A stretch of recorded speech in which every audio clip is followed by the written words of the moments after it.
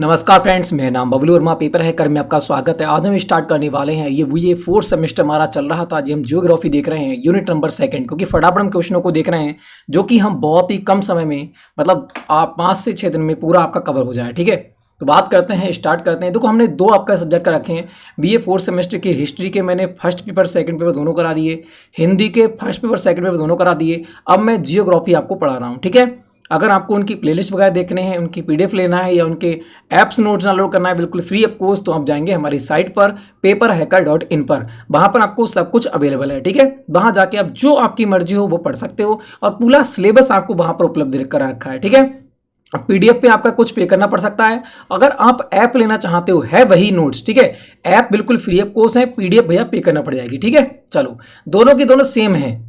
App लेना चाहते हो तो बिल्कुल फ्री ऑफ कॉस्ट उपलब्ध है आपके लिए। ठीक है, वही नोट्स हैं। तो स्टार्ट करते हैं। जो लोग फ्री लेना चाहते हैं उनके लिए ऐप बना रखे हैं, जो लोग पेड लेना चाहते हैं पीडीएफ डाउनलोड कर सकते हैं और वहीं पर आपको प्लेलिस्ट मिल जाएगी। ठीक है, चलो तो स्टार्ट करते हैं। देखो, क्वेश्चन नंबर 9, यूनिट नंबर कौन सा है? 2। ठीक है, जियोग्राफी हम यहां पर पढ़ रहे हैं। तो बॉन थ्यूनैन द्वारा प्रतिपादित कृषि अवस्थिति सिद्धांत का वर्णन कीजिएगा। जो बॉन थ्यूनैन ने कृषि संबंधित जो सिद्धांत दिया है उसके बारे में आपको बताना है। ठीक है, 300 शब्दों में लिखना है। अथवा क्वेश्चन, बॉन थ्यूनैन कृषि स्थानांतरीकरण, जो स्थानीयकरण जो सिद्धांत है उसकी आपको क्या करना है? विवेचना करना है। ठीक है, ये क्वेश्चन वेरी वेरी इंपॉर्टेंट है और ये क्वेश्चन आपके एग्जाम में छपने वाला है। ठीक है, तो स्टार्ट करते हैं। तो बात करते हैं उत्तर। हम डालेंगे जर्मन विद्वान बॉन थ्यूनैन। तो ध्यान रखना कहाँ का रहने वाला था? ये जर्मनी का रहने वाला था। ठीक है, डेट की बात करें, काल की बात करें तो 1783 लेकर 1850 का ये काल हमें देखने को मिल जाता है सिद्धांत का। ठीक है, चलो, ने मैक्लेनबर्ग में फॉर्म मैनेजर पद पर कार्य करते हुए अपने दीर्घकालीन अनुभव के आधार पर 1826 में कृषि भूमि उपयोग के लिए अवस्थित सिद्धांत का प्रतिपादन किया।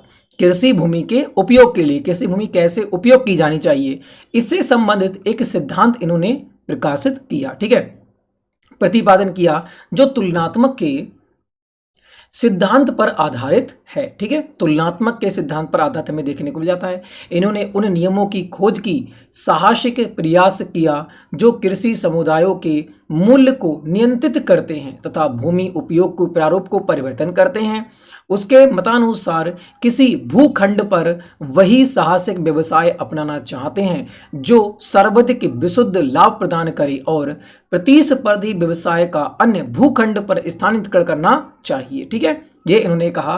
तो बात करते हैं जहां पे उच्च लाभ दे सके। तो बात करते हैं बॉन थ्यूनैन ने अपने कृषि अवस्थिति के मुख्य मान्यताओं के आधार पर प्रस्तुत किया, जो निम्न प्रकार से हमें कुछ मान्यताएं देखने को मिल जाती हैं। ठीक है, कौन कौन सी मान्यता है? पहली मान्यता की बात करेंगे। सर्वप्रथम एक ऐसे विकल प्रदेश की कल्पना की जिसमें एक ही नगर हो और चारों ओर कृषि क्षेत्र होती हो। एक ही नगर हो और चारों ओर इसके क्या होती हो? कृषि क्षेत्र होती हो। दूसरे पॉइंट की बात करें, इस विकल प्रदेश में सर्वत्र एक सा प्राकृतिक वातावरण हो। जो इसका वातावरण यहाँ की बात करते हैं, वायुमंडल कैसा होना चाहिए? एक सा वायुमंडल हो। अथवा धरातल वायुमंडल मिट्टी की उत्पादन क्षमता सर्वत्र समान अथवा फसलों के उत्पादन के अनुकूल हो। ठीक है, फसलें पैदा करने लायक, जो अनुकूल कहते हैं लायक होना। ठीक है, तो अनुकूल यहाँ की कैसी हो? मिट्टी हो और वातावरण यहाँ पर हो। तो ऐसे इन्होंने सिद्धांत दिए इसके बारे में। नेक्स्ट महत्व क्या बताया कि परिवहन व्यय दूरी और भार के अनुपात में बढ़ती है। देखो, बात करते हैं परिवहन व्यय दूरी, बिल्कुल सही बात है। अगर हम कहीं दूर से किसी चीज को लेके आएंगे तो उसका जो बात करते हैं किराया पड़ता है वो ज़्यादा पड़ेगा। तो वही बात उन्होंने कही, परिवहन व्यय दूरी अथवा भार के अनुपात में बढ़ती है। तो उन्होंने क्या कहा, जो गांव है, गांव के समीप में हम क्या उगाएंगे? यहाँ पर गांव के समीप हम क्या उगाएंगे?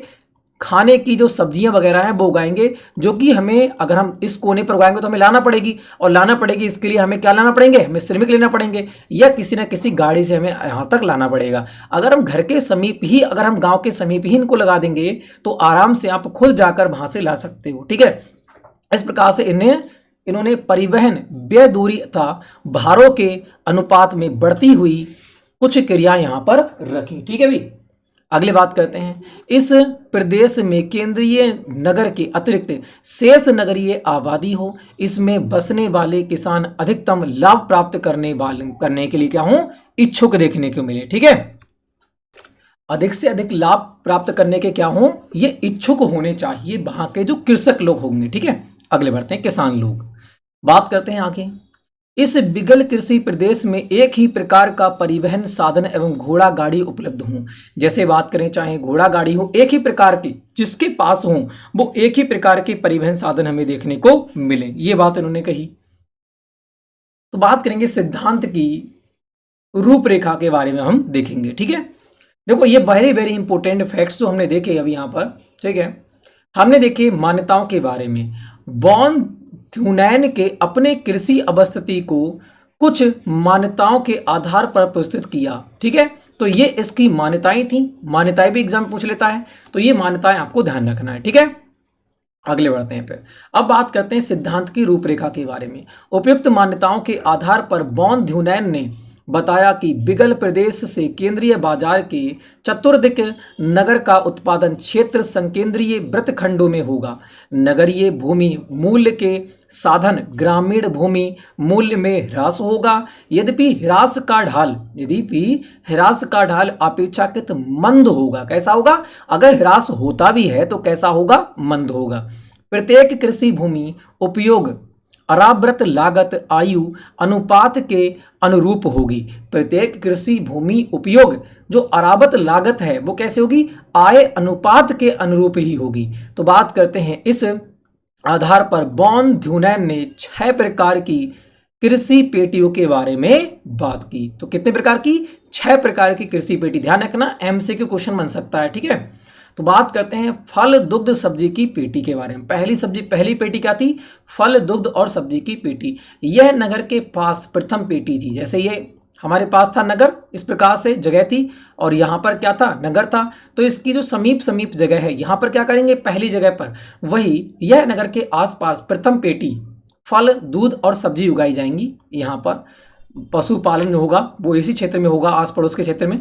ठीक है, क्योंकि इन पदार्थों का अधिक दूर तक परिवहन नहीं हो सकता, अतः जल्दी खराब होने के कारण यह नगर से इतनी दूर के क्षेत्र पर विस्तृत होगा जिसका नगर की आवश्यकता पूर्ति भर उत्पादन के लिए आवश्यक होगी। ठीक है, अगली बात करेंगे, दूसरे पॉइंट की बात करें, दूसरी पेटी की बात करें तो जल ईंधन की लकड़ी की पेटी। इसमें ईंधन एवं इमारती लकड़ी का उत्पादन किया जाएगा। तीसरे पेटी की बात करें तो संग्रहण अन्नात उत्पादन, अन्नोत मतलब अन्न का उत्पादन होगा। इसमें गहन कृषि पद्धति द्वारा अन्न की खेती होती है। इसमें परती भूमि नहीं छोड़ी जाती। परती मतलब जो हम छोड़ देते हैं ना, कि बिना बोए ऐसी छोड़ दी, तो वो परती भूमि नहीं छोड़ी जाएगी, ये बात उन्होंने कहा। बात करते हैं अन्य खेती एवं पशुचारण के बारे में। इसमें जो अन्नोत्पादन होता है, परंतु 14% भूमि परती अथवा पशुपालन हेतु छोड़ी जाती है। ठीक है, अगले देखा जाए तो बात करेंगे 3 खेती प्रणाली। तो इस पेटी में अनाज की खेती होती है, लेकिन प्रति भूमि का प्रतिशत 33% अधिक होता है। कैसी है? प्रति भूमि का जो प्रतिशत होता है वो 33% क्या होता है? अधिक हमें देखने को मिल जाता है। छठे पॉइंट की बात करें विस्तृत पशुपालन के बारे में। इसमें पशुपालन विस्तृत रूप से होता है तथा इसमें दुग्ध पनीर आदि तैयार किया जाता है। इस प्रकार बिगल प्रदेश में नगर से बढ़ती दूरी के अनुसार विखंडन खंडन में विभिन्न फसलों का उत्पादन स्पष्ट परिवहन व्यय के अनुसार निर्धारित होगा। इसको निम्न सूत्रों में स्पष्ट किया जा सकता है। जैसे हम बात करें P बराबर B minus E plus T। अब यहाँ पर थोड़ा समझ आ जाए, जहाँ पर P जो है किसान की फसल बेचने से लाभ, किसान को फसल बेचने से जो लाभ प्राप्त हुआ है P। अब वो कह रहा है B मतलब क्या है? फसल के बिक्री से प्राप्त लाभ, फसल के बिक्री से प्राप्त लाभ। E उत्पादन लागत प्लस क्या होगा? T परिवहन व्यय। परिवहन क्या हो जाएगा? व्यय। जब इसमें से इसको घटा देंगे तो जो यहां पर इसमें से घट के आएगा, बी मतलब क्या है? फसल के बिक्री से प्राप्त लाभ। जब फसल के बिक्री से प्राप्त लाभ में से जब हम इन्वेस्टमेंट घटा देंगे तो हमारे पास क्या बचेगा? हमारे पास बचेगा किसान की फसल से बेचने से लाभ, मतलब पी के बराबर धन बचेगा। तो वही यहां पर दे रखा है, पी बराबर B minus E plus T. ठीक है, तो इस प्रकार से निर्धारित किया गया है लाभ को लाभ से। ठीक है, अगले बढ़ते हैं। अतः किसी फसल विशेष का उत्पादन नगर से उतनी दूर तक हो सकता है जहां तक उसे उत्पादन लागत तथा बाजार में पहुंचाने की परिवहन लागत का उपयोग बाजार में उसके प्रचलित मूल्य के बराबर होगा। इसके साथ ही किस फसल का उत्पादन किस वृत्तखंड में कितनी दूर तक होगा यह परिवहन व्यय पर नहीं बल्कि आपेक्षिक लाभ पर निर्भर करता है। ठीक है, अगर मानते हैं कि तुम्हारे लिए लाभ कुछ ज्यादा हो रहा है, मान लेते हैं ये हमारा एक नगर है और यहां पर ये हमारी कृषि भूमि है चारों तरफ। अगर हमारे पास गाजर है, मान लेते हैं गाजर है, कोई फसल है गाजर, और गाजर 1,000 रुपए किलो बिक रही है। ठीक है, वैसे मार्केट में कितनी है, 100 रुपए मान लेते हैं, और एक दिन वो आया वो 10,000 रुपए या 1,000 रुपए किलो बिक रही है, तो हम क्या करेंगे, तो हम इसे सिर्फ नगर के समीप ही ना बोकर इसे नगर के दूर भी बो सकते हैं, क्योंकि हमें लाभ क्या हो रहा है, लाभ ज्यादा हो रहा है। तो लाभ के आधार पर भी हम अपने जो अपेक्षा के जो भूखंड है उस पर हम फसलों को बोते हैं। ठीक है, अगली बात करेंगे आलोचना के बारे में। किसके, आलोचना। अब इसकी आलोचनाएं भी हुई, तो बात करेंगे वॉन ध्यूनैन के कृषि स्थानीयकरण के इस सिद्धांत की आलोचना केवल इस आधार पर की जाती है कि उसके द्वारा कल्पित मान्यताएं ऐसी हैं जो वास्तव जगत में नहीं मिलती हैं। सही बात है, वास्तव में ऐसी नहीं मिलती। किसी के पास ट्रैक्टर होगा तो किसी के पास बैलगाड़ी होगी, किसी के पास हैरो होगी तो किसी के पास कल्टीवेटर जोत रहा है। ठीक है, तो इस प्रकार से उसकी मान्यताएं जो थी वो यहाँ पर विफलता देखने को मिल जाती हैं, और इसके लिए इसके द्वारा प्रदर्शित कृषि उत्पादन के संकेंद्रीय वृत्तखंडों कहीं भी चतुर्थार्थ नहीं होते। वास्तव वॉन थ्यूनैन ने स्वयं इस बात को स्वीकार किया है, और परिवहन के साधनों के परिवर्तन का प्रभाव किस प्रकार उसके संकेंद्रीय वृत्तखंडों का स्वरूप बदल देगा, इसके द्वारा कल्पित बिगल प्रदेश में यह यदि घोड़ी गाड़ी का जगह एक नदी द्वारा जल यातायात का विकास हो जाए, विभिन्न फसलों का उत्पादन संकेंद्रीय वृत्तखंडों में नहीं बल्कि नदी के दोनों किनारों की ओर समांतर खंडों में होगा, उसी प्रकार यदि बिगल प्रदेश में कोई दूसरा उपनगर हो तो उसका अपनी स्वतंत्र पृष्ठभूमि में स्वतंत्र संकेंद्रीय फसलों का उत्पादन होगा। इस प्रकार इनके सिद्धांतों की मौलिक सत्यता बनी रहेगी। ठीक है, तो ये हमें देखने को यहाँ पर मिलता है वॉन ध्यूनैन का सिद्धांत। ठीक है, तो इसको आपने बहुत अच्छे प्रकार से सुना होगा, और ये बहुत इंपॉर्टेंट है क्योंकि यहाँ से क्वेश्चन बनता ही बनता है। ठीक है, तो आपको इसको बहुत अच्छे प्रकार से पढ़ना है। अभी एक बार आपको 2 की स्पीड में इसको देख लेना है। ठीक है, 2 की स्पीड में भी एक बार आपको और देख लेना है, समझ लो आपको बिल्कुल फिक्स हो जाएगा माइंड में। ठीक है, तो वीडियो अच्छी लगी हो तो लाइक करना, शेयर करना, चैनल को कर देना सब्सक्राइब, बेल आइकन को प्रेस करना। नेक्स्ट वीडियो में मिलेंगे, तब तक के लिए जय हिंद, जय भारत।